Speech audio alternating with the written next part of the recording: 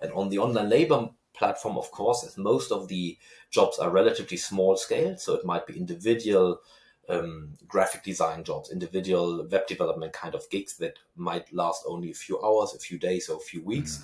You have relatively many jobs that you will apply to all the time, more like an auction system, which is again another, maybe for many people, negative feature of the platform. But just focusing on the skills here, employers as well as or clients as well as freelancers, they know what skills they have or what skill they're looking at, and so they can look for those people that have a really good match in terms of these different skills.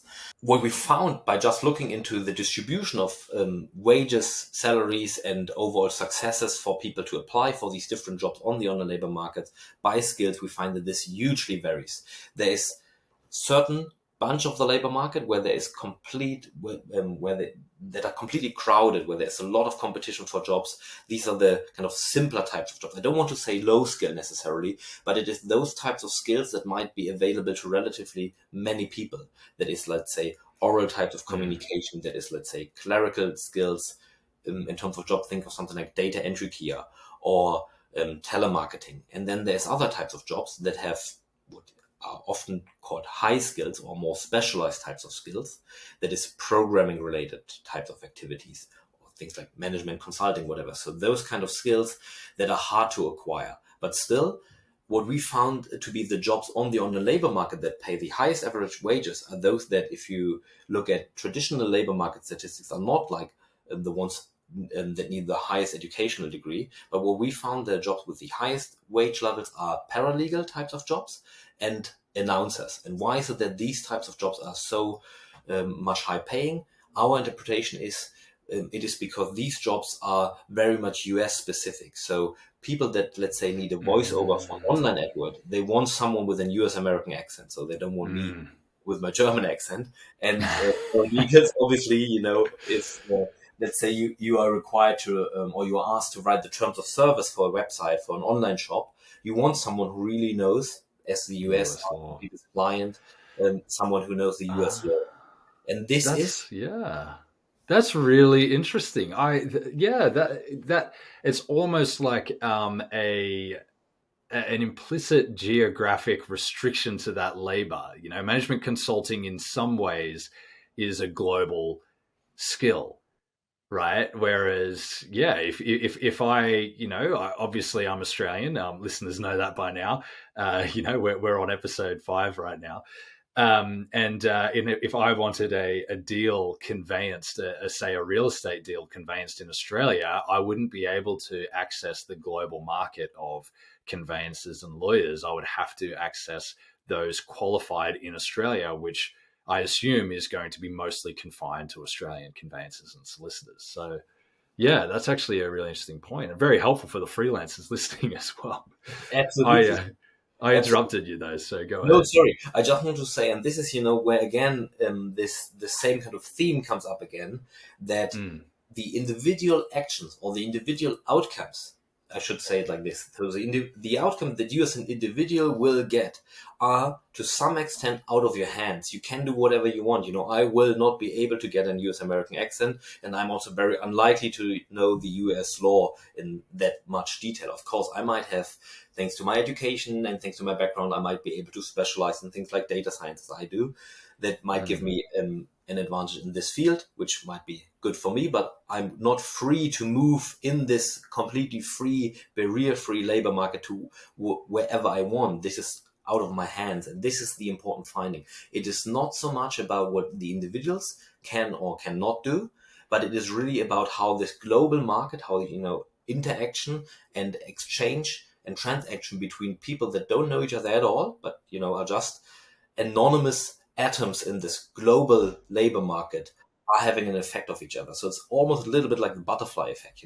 There is startup companies in San Francisco that just want to get help with their different tasks in order to save a bit of money on the wage bill, or they might not actually be able to get the talent locally, who invented these type of platforms in the first place, which has now a huge impact on people that live in Sub-Saharan Africa, that live in South Asia or other places of the global south. And there is actually even very very much unintended consequences. I read in a book that was co-authored by, sorry, not co-authored, that was single authored by Professor Wille de Donwerter from the Oxford Internet Institute in his really great book called Cloud Empires. There's a chapter on online labor markets and the You've told me to read this.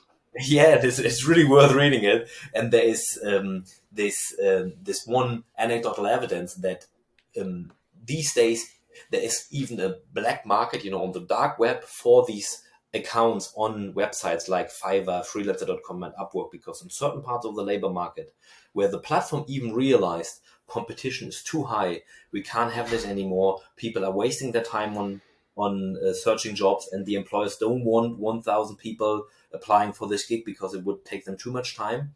And so there's now even a black market for kind of passports, people wanting to get into the online labor market this very same way as they want to go into the on-site labor market and trying to enter the physical labor markets by migrating or by that's interesting. So essentially people are almost like auctioning off their established accounts. And that's a really interesting point because, even again, going back anecdotally, I remember Upwork at a time that I was, again, when I was doing some post-grad study and freelancing on the side for a bit of petty cash, say, I remember signing up to several platforms, and at the time one of them, I think Upwork, wasn't taking people with my particular skills, which meant that if I wanted to get onto that platform, I had to essentially take over somebody else's account. And I'm sure, as you point out, black market, there are certainly issues around that, and the platform isn't willing to allow that to happen overtly. But it reminds me actually of a legal structure that's somewhat similar to that. It sounds, by the way you describe it, Fabian, a little bit like the way that taxi licenses work, and the way that also in some ways you could say franchises work. If you want to open up a McDonald's, oftentimes you might actually have to buy out an existing McDonald's franchise because of the supply issues. If you want to buy a taxi, in some ways, I remember a taxi driver telling me once, in some ways he considered it him buying himself a job and future cash flow from doing that job, and a certain level of predictable income, which of course was thrown into complete disarray when Uber came to be. But it's interesting how there's, the way you put it there, that the black market version of that, where, these profiles inherently have value. Exactly. These have value. And I think the important concept for people to take away, and on a conceptual note of thinking about the digital economy, this is very much now building on Wille de Donwerter's book here, is that these institutions, they emerge naturally. So even though people think, like, as you said in the beginning, like remote work is democratizing where we want to work, or the internet is democratizing how we get our information or how we can contribute to different things in the world, what we see is just naturally structure and hierarchy is emerging. In this particular case, you can say a border is emerging. A border between those who are in the market and who are not in the market is emerging just naturally.